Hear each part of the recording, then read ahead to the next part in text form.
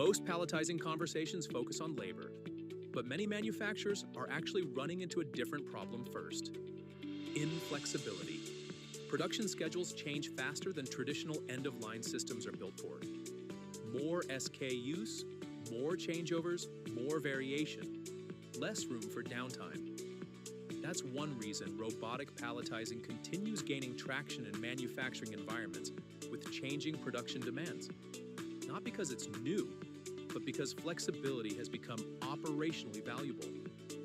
Another shift is in floor space, which matters now more than ever. Many facilities are trying to increase output without expanding their footprint. Modern robotic palletizing layouts can help support that goal while maintaining throughput and pallet quality. And for many operations, simplifying operator interaction is becoming just as important as automation itself. And let's be clear, the goal isn't to replace people.